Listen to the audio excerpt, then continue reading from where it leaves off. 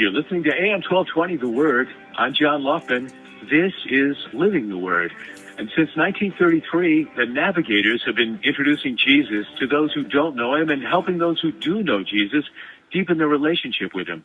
And they train others to continue this discipleship wherever they live, work, and play.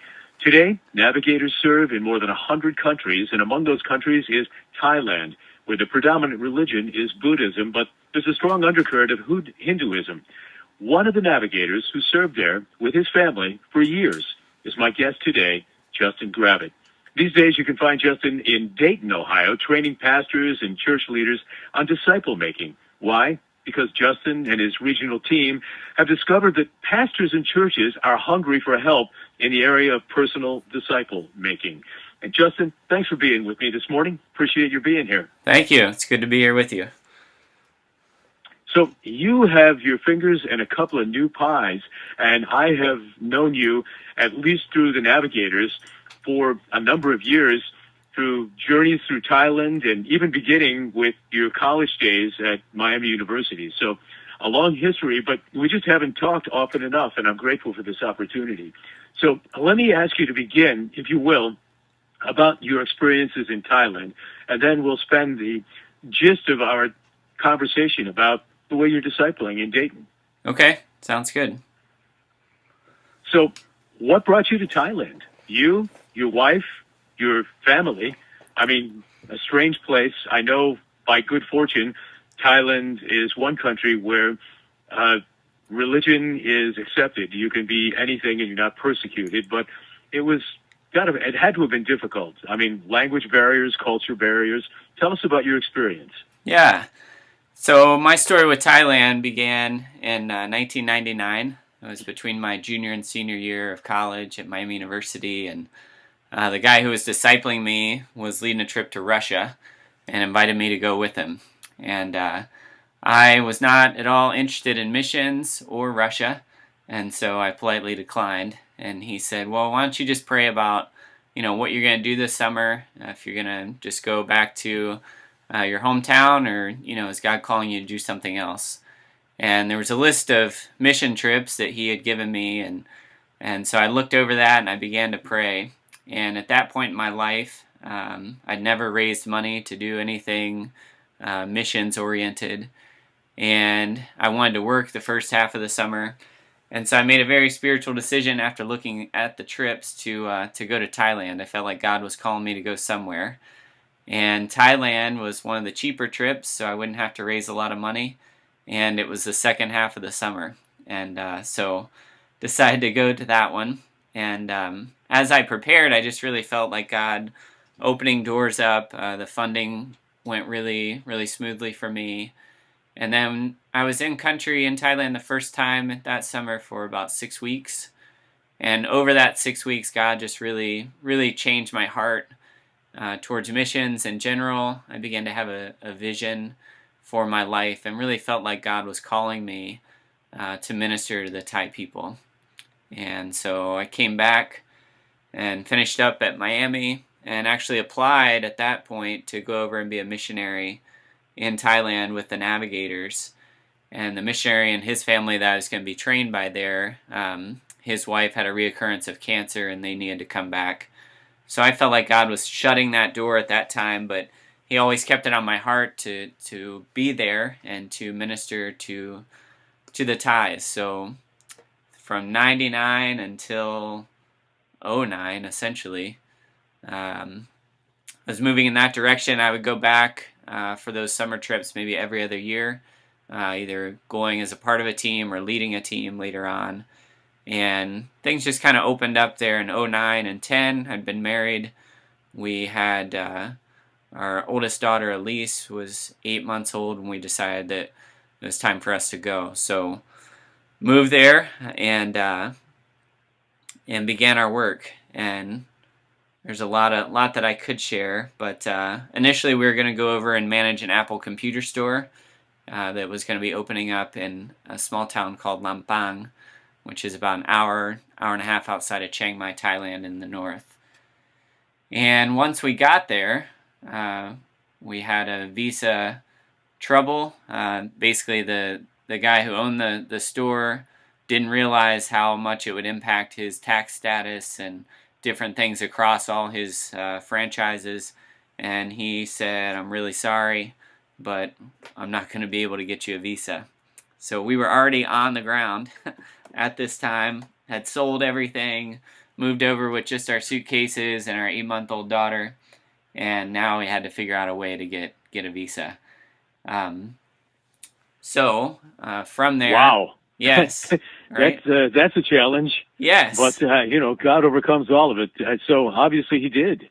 He did. So I ended up teaching English at an elementary school for the time that we were there, and became the lead of the program, and really began to be the liaison between the Thai teachers and the foreign teachers, develop trust with them. And kind of our mission when we were there is to reach out to the average Thai person. There are a lot of mission agencies in Thailand. Relatively few of them are actively trying to engage the average Thai. Thailand's in a place where the countries surrounding it are kind of closed off to missionaries, and so a lot of people go there and then kind of reach out to Burma or to Laos or to China while they're in Thailand. But we really had a heart for the Central Thai. And so our mission was to reach out to them. So we moved into a house in a neighborhood, Thai neighborhood. And in our city, we were the only foreign family there that we saw, and that's what our friends told us. And so we were very much kind of immersed in the Thai community. So. Mm-hmm. Well, how did you navigate there if you didn't speak Thai? Because I'm guessing that you didn't go in with a knowledge of the language.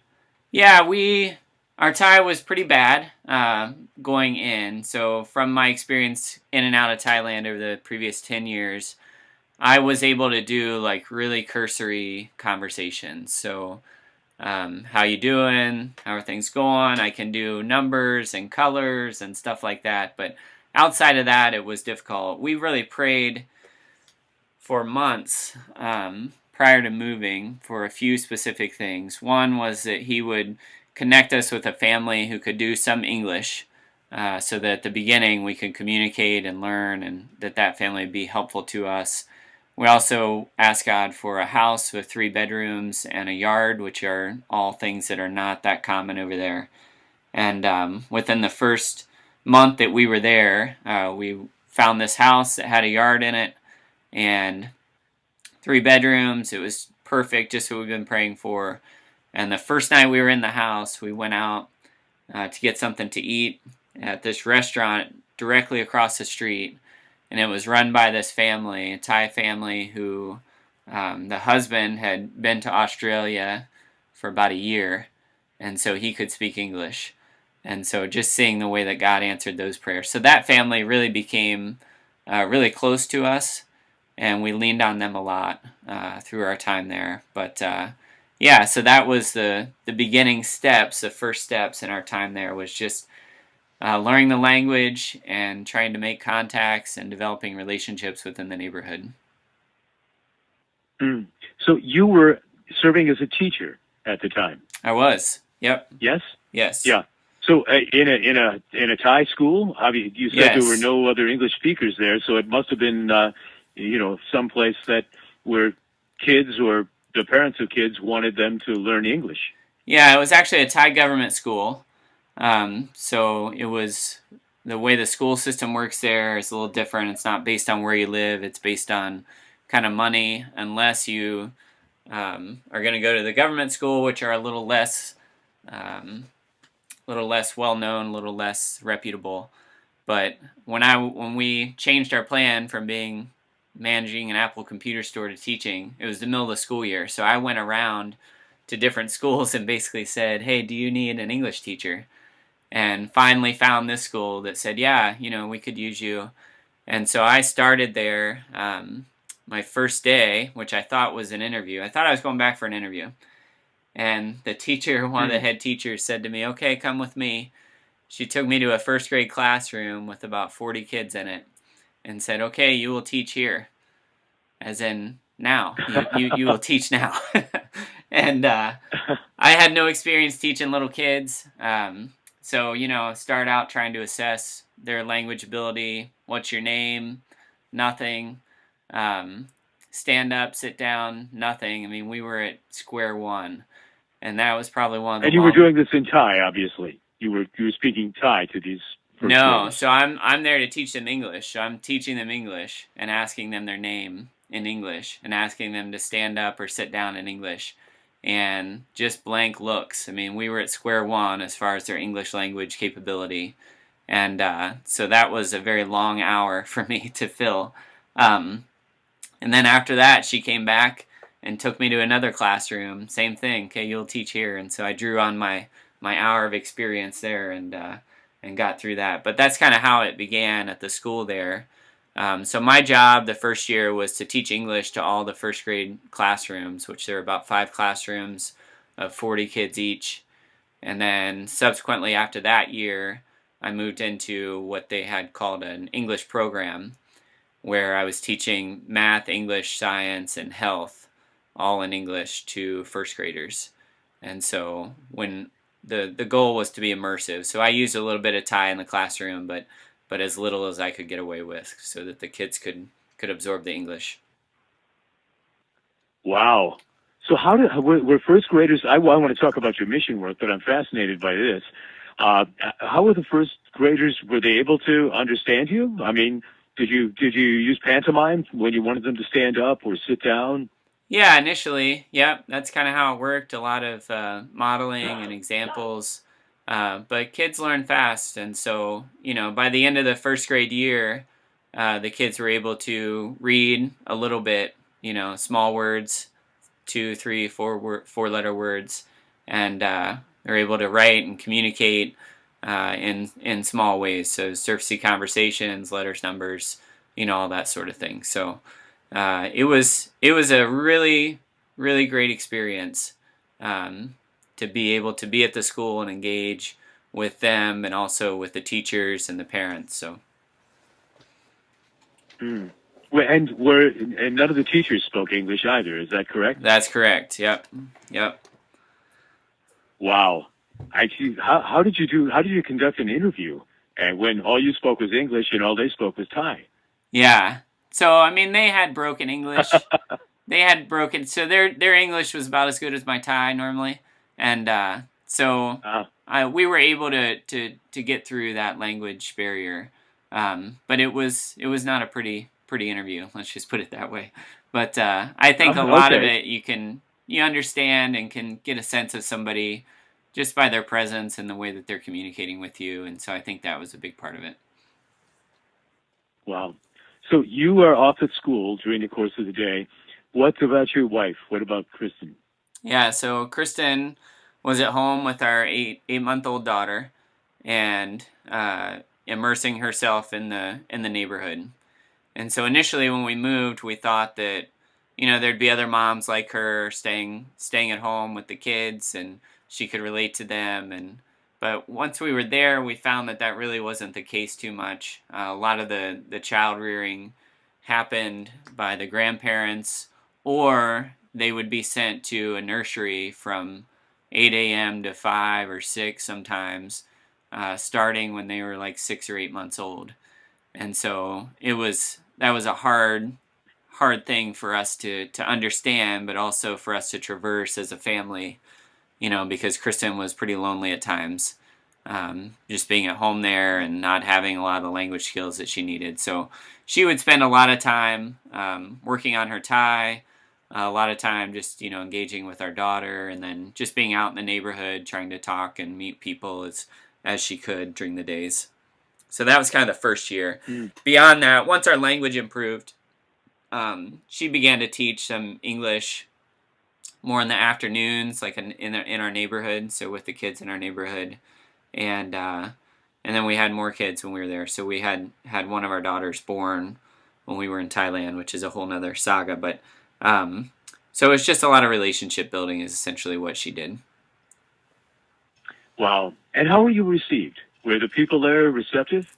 Yeah, very much so. Well, I have 2 thoughts on that. So one is that once people got to know us, they're really receptive, really helpful, really excited that we were there to come and help the Thai people learn English and develop in that way. Initially, and this is kind of a funny story, initially our Thai was not good. So we would go to the markets, and being the only foreign family with an 8-month-old who's blonde hair, blue eyes, we attract a lot of attention. And so people would point at us and whisper, and we could hear them saying doll, the Thai word for doll, as we'd walk through a market or wherever. And so they're referring to our daughter.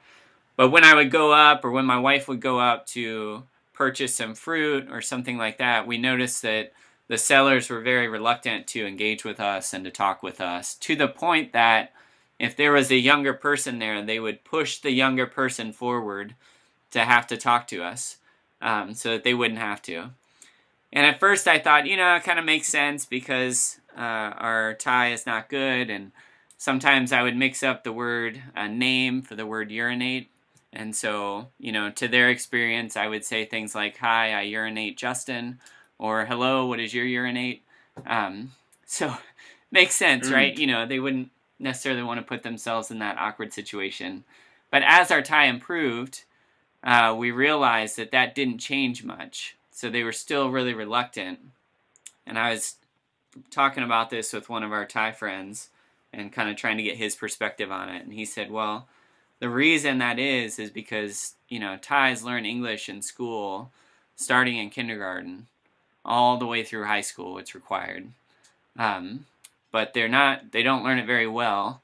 And so they're afraid that if they get into a conversation with you, even if you start speaking Thai, that you'll get to a place in the conversation where they have to use English, and they will lose face in that conversation because they feel like they should know English better than they do, which, that was a surprise to us because we felt like we're in Thailand, we should be speaking Thai, right? And so we took the burden on us, but they kind of felt like they should be able to speak English with us. Interesting. And interesting that they should call your daughter Doll. Yeah. What was that all about? I think it's just because they thought that she looked just like a baby doll, that they would see in the stores or whatever. Yeah. And not like a human.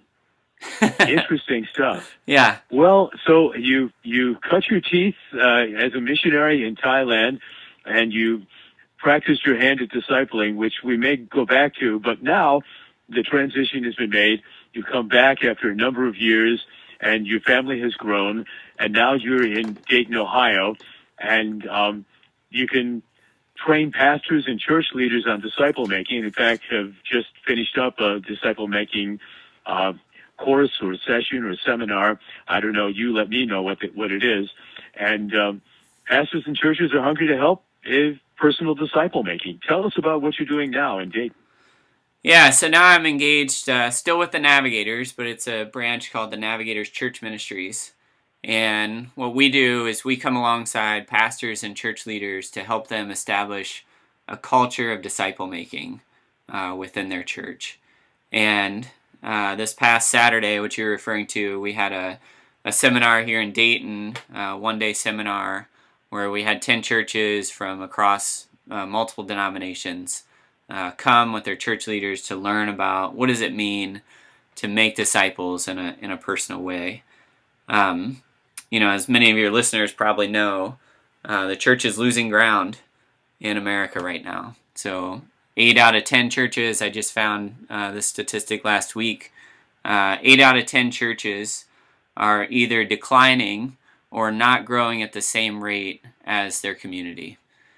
And so, within our culture, we have a real challenge in front of us to really embody the Great Commission, to help people come to know Jesus and have a relationship with Him. And that starts with disciple making. Now, the other sad part about our current reality in America is that, of the approximate 350,000 congregations, 81% of them self-report that they don't have an effective strategy for making disciples. And as I've been engaging with pastors and churches now for the past couple years, and as I've been sitting across from pastors, I ask them a couple questions pretty quickly. one of them is, what do you feel like the major goal or the major purpose of the church is? And almost to a person, to a pastor, everyone has said, to make disciples. And so then I ask them, I say, well, how's it going for you in your church, with making disciples? And so far, every pastor that I've talked to and had a conversation with about that has given me an answer that's been less than neutral. So ranging from, well, we're really struggling, to, well, we're almost at okay, but we're still have a lot to learn, a lot of ways to go in that. And so what our job is to come alongside pastors and churches and to kind of help with questions. So, we have some experience as the navigators in personal disciple making, but we don't have all the answers. And so what we try to do is to come alongside pastors, ask lots of questions about, what they're seeing in their church, the ways that they're engaging the people that come and their communities, and how are they making disciples. So that's a big part of what we're doing now. And the goal is that a culture of disciple making is born into that church, because some denominations, the pastors are moved around as frequently as every 5 to 7 years, sometimes even faster than that. And so if you're just impacting the pastor, then when the next pastor comes through, things can totally change and be different.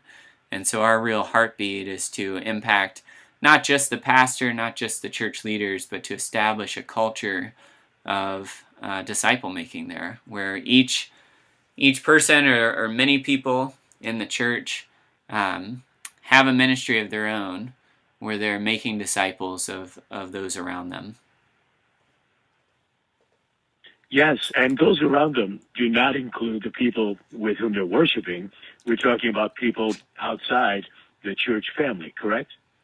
Yeah, it's both and. So the ideal is that people that are not yet a part of the church community, initially or at some points, we're surrounded by people oftentimes who are kind of spiritual orphans. And so, Paul says to Timothy that he's his son, and 2 Timothy 2:2, Paul says to Timothy, "In the things you have heard me say, in the presence of many witnesses, entrust to reliable men who will also be qualified to teach others."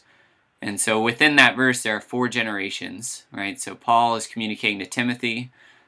Timothy is told to go out and entrust it to reliable men who will then go on to teach others.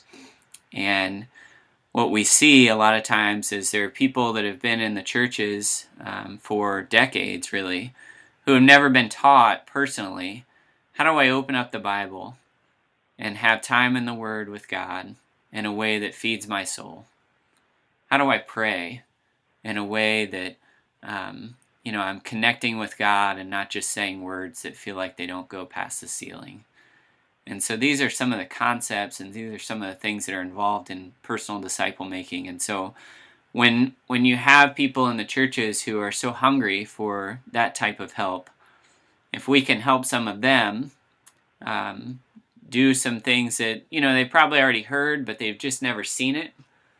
And there's a disciple making loop that a lot of times we talk about and we engage in, and that is, and it goes like this: tell them why, show them how, get them started, keep them going, and help them pass it on. And so as you help believers learn that, then they can begin to go out and help others. And so what we want to be doing, and in my life and the guys that I train, I try to help them to see that, we should probably at all points in our life strive to have another Christian that we're helping to mature, and non-believers, non-Christians who we're engaging with relationally and with the gospel and with the power of the word through prayer, to help them come to know Jesus. And so in the churches, that's kind of what we help. You found a way to do this, Justin Gravitt of the Navigators, and you've been with them for a long time. And I want to find out the hows of this mission to disciple on the other side of our break. So I hope to stick around to talk with me then. Great. We'll be back with more Living the Word after this.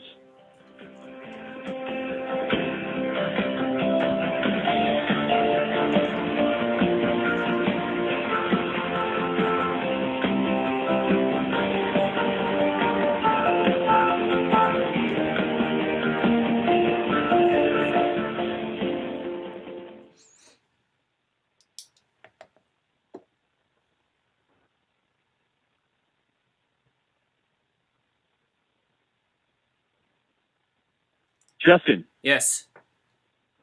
Hey, this is great. I'm really liking this.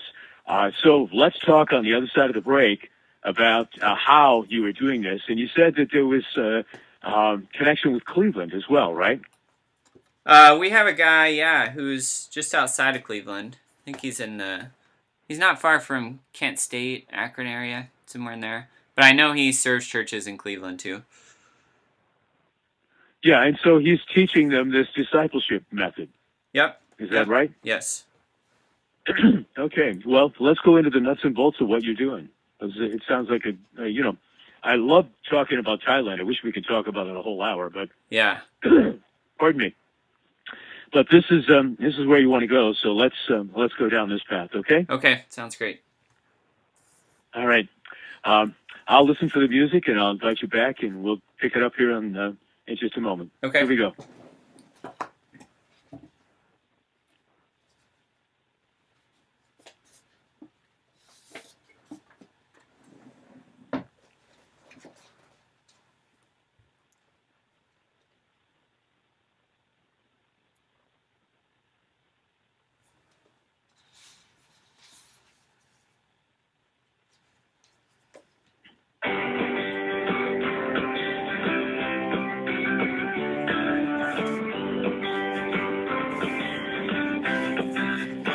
Welcome back to Living the Word. I'm John Loufman, and Navigators, about which we've been speaking, has been around for a long time. 1933 is when it began, and it's now reached to the point where it's serving more than 100 countries across planet Earth. But right here in our own country, we have people who need to learn how to make disciples within their own churches, pastors, church leaders.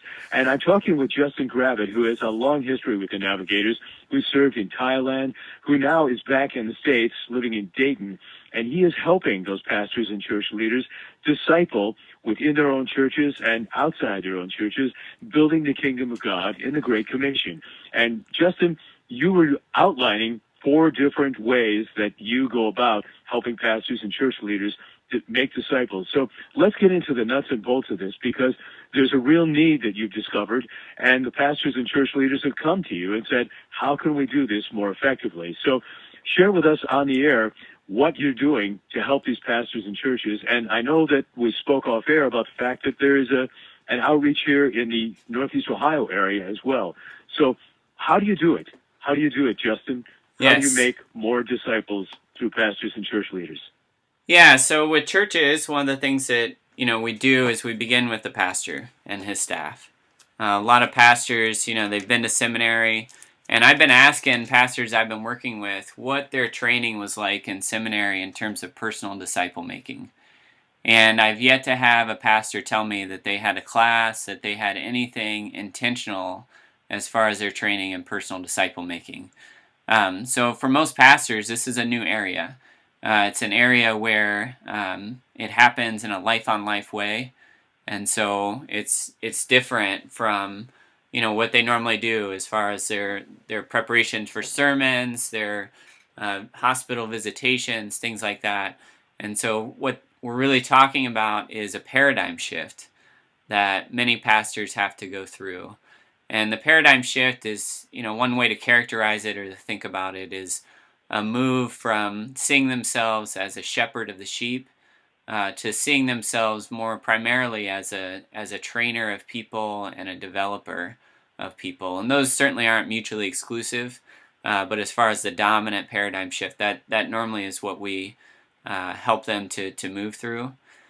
And so in a church setting, we will spend 6 months to a year working just individually with a pastor or with the pastor and his staff, having lots of conversations, modeling, answering questions about what this might look like, establishing trust with the pastor. And after the pastor seems to have a handle on it and really develop some convictions scripturally about personal disciple making, then they're really interested and hungry in seeing that impact their church as well. And so the next step of the process is to help the church leaders. So the pastor would select, 8 to 10 church leaders across generations within his congregation, both genders represented, and we begin to help those people in the same way, so that really those people are the ones who are going to model to the broader church community, what does it look like to live the life of a disciple? What are the things that are involved?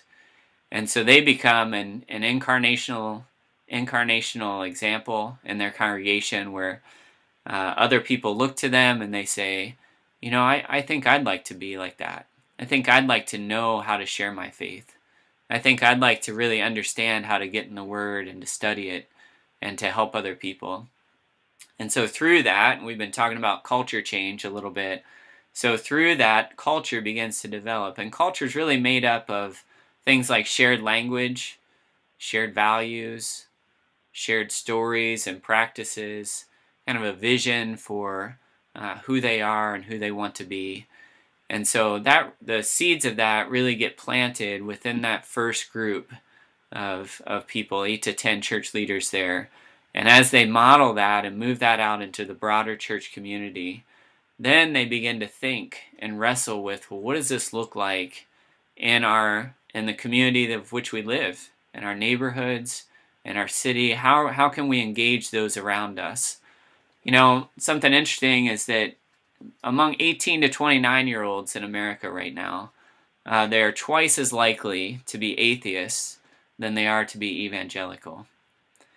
And among the same age group, 18 to 29, they are 4 to 6 times more likely to be secularist, so atheist, agnostic, or non-religious, than they are to be evangelical or have a relationship with Christ. And so we really have to do a better job of engaging the communities and neighborhoods around us. And so we help churches begin to develop a plan and equip them to do that well. And as they engage in that way, we begin to see new Christ followers come into the church community. And from there, new leaders begin to emerge out of that. And so we kind of see kind of a circular pattern happen over the course of time. Now this is not a fast process. This is not a microwave approach to disciple making. This is more of a crock pot. And so this whole process could take about 3 years, 3 to 5 years sometimes. But we're really looking at how are we going to be faithful to the call that Christ has given us to make disciples, and to first be the kind of follower that the world needs more of, because essentially we are reproducing ourselves and our own faith in that. So that's kind of a brief sketch of big picture, 30,000 foot view of what we're doing with pastors and churches right now. Yeah, and it's a great overview. And you've just finished up in Dayton with a weekend of, bringing 10 pastors or so and church leaders together in order to, initiate this? So that seminar was in part initiating, but more of it was with pastors and churches we're already working with in the Dayton area. And so to bring them together, and we had different Navigator staff from all over our region come in and do workshops along the topics related to disciple making.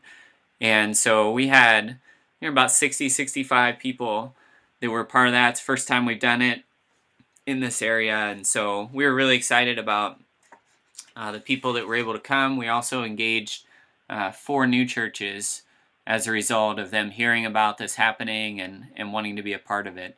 And so, yeah, it was a tremendous time collecting feedback now through an online survey, and it seems like people really benefited from that this weekend. So if I understand you correctly, you brought in people who are part of the Navigators and that ministry which again has a long history, and you brought them together for a one-day seminar to help get the ball rolling within a number of churches and kind of give them a little bit of an overview in a seminar. Was it courses? Was it classes? Is there instructional material involved? How do you initiate that? I mean, are there pastors there and church leaders taking copious notes on what is being said? And how can this grow? And I'd love to see it happen in Northeast Ohio. And you say that possibility exists. So tell us what went on this past weekend. Okay. So it was a workshop-based day of training. So we had 7 workshops total, of which each participant could choose 2 of them to engage in throughout the day. And so our morning workshops were an hour and 45 minutes long. Some of the topics, so our regional team here, so we're part of the Great Lakes region, and our regional team, we have guys who have been on Navigator staff for 40 years. We have other guys who are former pastors who were in the pastorate for decades and who now are retired from the pastorate, but now are engaged in helping other pastors in the ways that we've been talking about. And myself, former missionary, a guy who's been making disciples in different contexts as well. But so some of the things that, some of the workshops, one of them was called the lifestyle and impact of a disciple-making pastor. Another one was called How Do We Develop Convictions in Young Disciples? Another one was called The Disciple Maker's Toolbox. Another one was The Intricate Art of Discipling Women. Another one was The Disciple Maker's Secret Weapon. And so that kind of gives you a flavor of some of the workshops, what they were about, how we engaged. And so there was a morning session, afternoon session.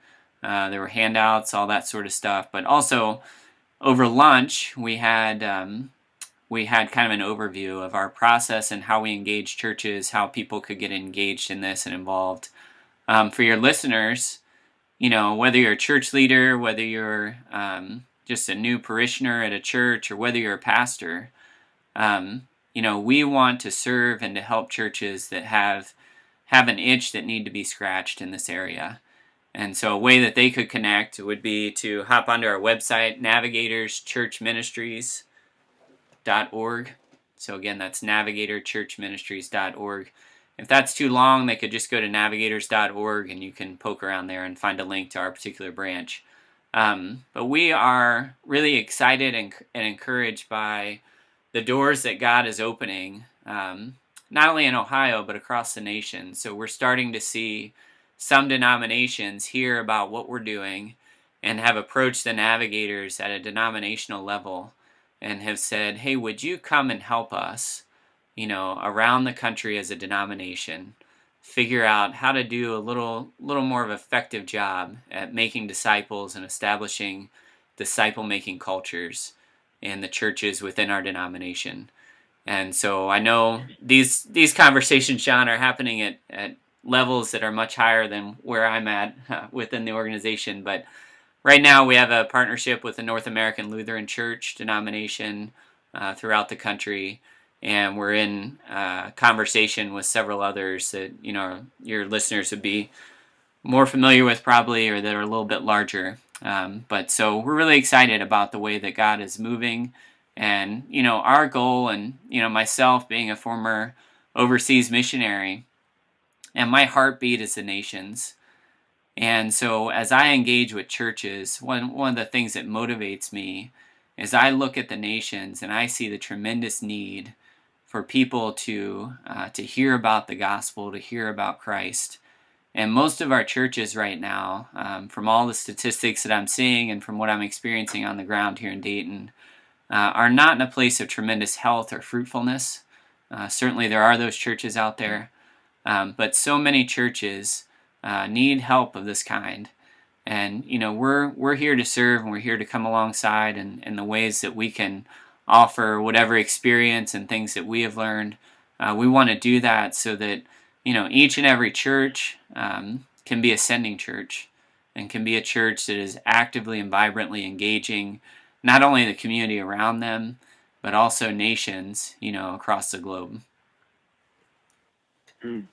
So this disciple making, is this something that if it's caught the ear of a church leader or a pastor right here, they can say, I'm going to go to navigators.org and find out more about how I can bring this team from Navigators into my church and maybe some other churches in my area. Is that basically the thing that you're trying to initiate? Sure. Yep. Yep. So if they just went to navigators.org or navigatorchurchministries.org, there is a place where you can send an email contact, and someone will be in touch with you to talk further about what your needs are, first of all, because, we don't go into a church with the answers and say, here's what we do in every church. We talk and try to figure out where the needs are, and then we try to help figure out, well, what would be appropriate in helping. And so that process would be initiated through the website, through an email, and then somebody would get in touch with that person and continue the conversation from there.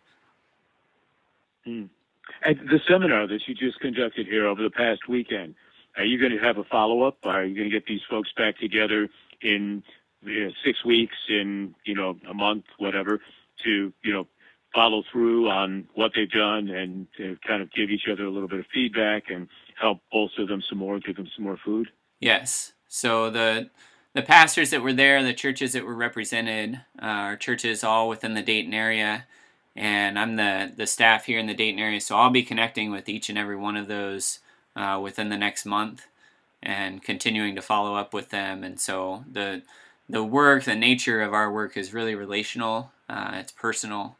And so, as people come and connect with us, really it's a relationship that begins.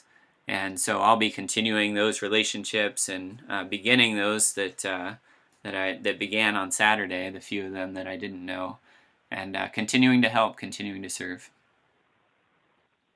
So the follow-up is one-on-one with you or someone from your team going back to the church or the church leader and helping them grow. And are you available if they come across some kind of a roadblock or a place where they need to make a decision and need some valued encouragement or direction? Yes. Yep.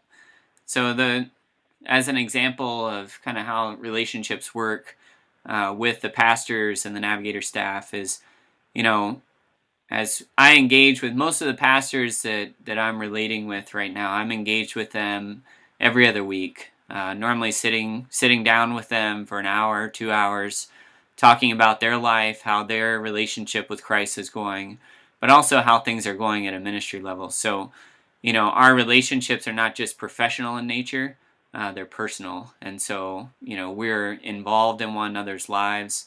One pastor I'm working with, he and his family just had twins a week and a half ago. And the day after, I was in the hospital room with he and his wife and just talking about how it went and, just relating, living life together as much as we possibly can. But, outside of that too, we're also engaging with people who are involved in churches and helping them to grow as well. So,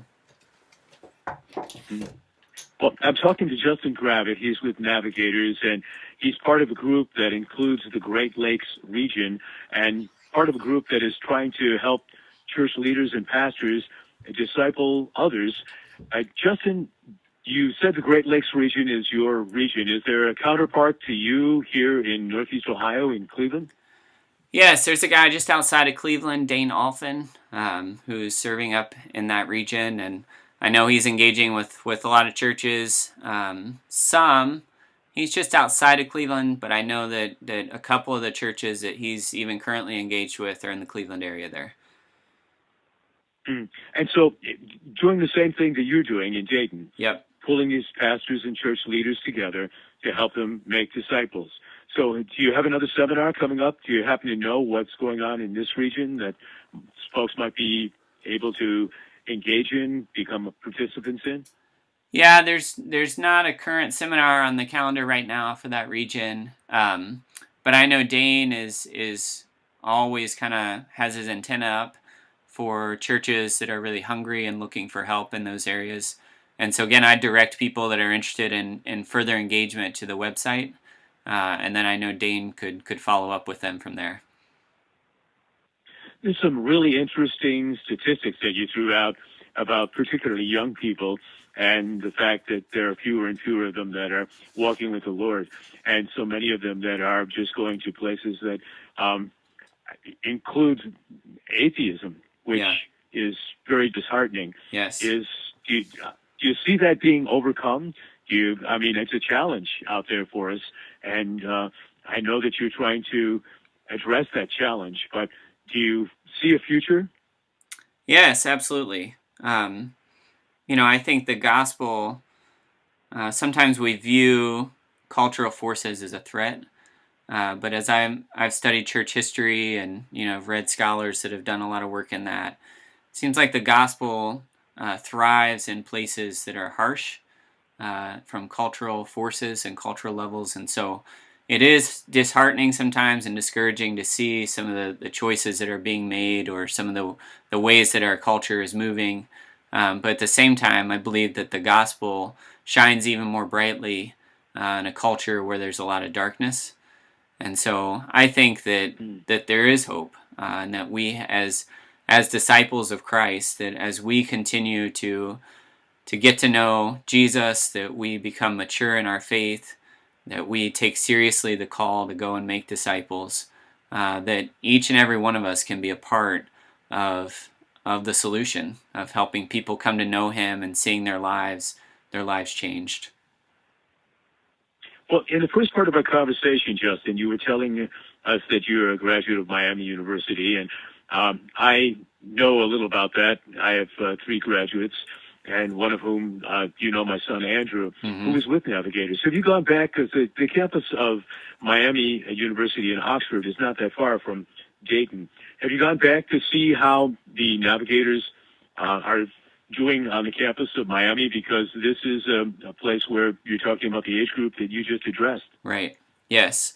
Yeah, I have. I guess the last time was probably 2 to 3 years ago, but I spent some time with the leader of that group. It was probably around Thanksgiving, and spent a few hours with him. And from what he said and his wife said, things are going well overall. There is more and more of a pronounced divide amongst those who are interested in spiritual things and interested in learning about Christ and the Word of God, and those who aren't. But there's certainly no shortage of people who are seeking to engage with Christ. And the other thing that they're seeing is that amongst those who are not initially interested, as they go through life on the college campus, they're really experiencing the darkness of doing life without Christ. And so the hunger spiritually over time with certain individuals is certainly growing, and their openness continues to grow in that way. I think you're absolutely right. And to think about the campus is a lot of times it's the future of our culture. And so the cultures that are happening there, we can kind of look at as kind of a microcosm of what's coming in our greater culture here. So yeah, and it's very fertile ground, college campuses, and I know Navigators are very active, or the Navigators, the organization, is very active on lots of college campuses. Yep. Because kids are looking for who they are. They're trying to put an identity to themselves that goes beyond their parents and their families. They're trying to become their own people, and part of that is defining your values and your beliefs.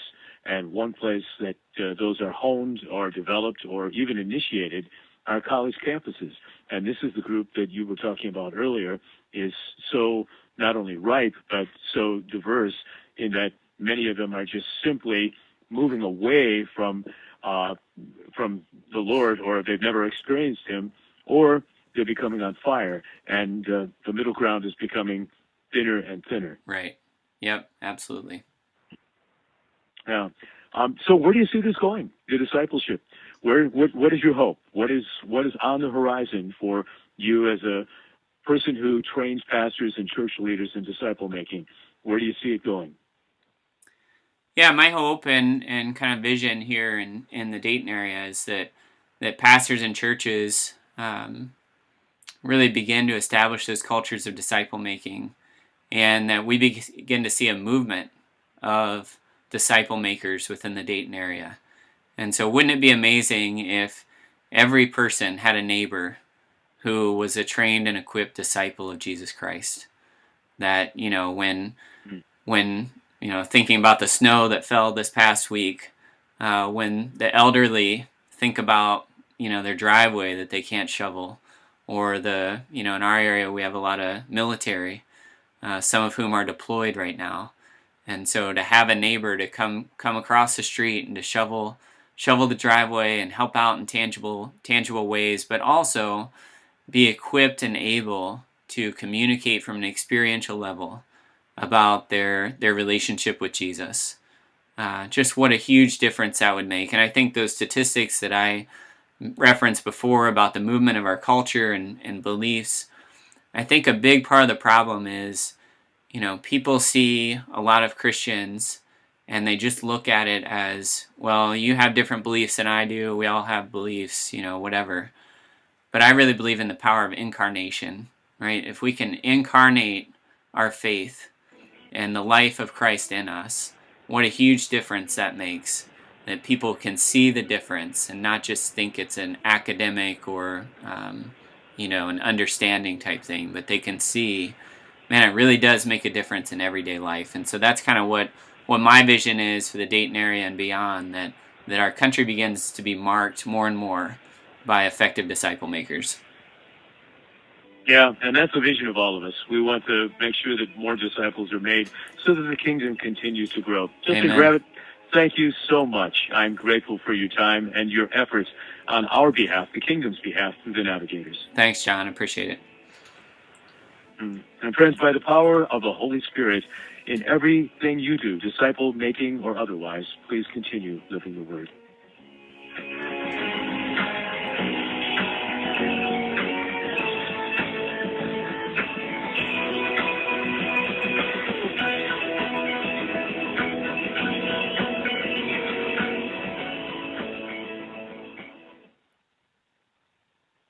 Hey, Justin. Yeah. You are a very articulate man. Hey, thank you. Really love chatting with you. Hope we can continue to build the kingdom up here and across the globe. But I appreciate your efforts greatly. Thank you for your ministry. Thank you. I appreciate the opportunity. And if you're looking, sometime down the road, I know you guys do this often. If you want to get in touch with Dane sometime to hear more locally what he could talk about, just let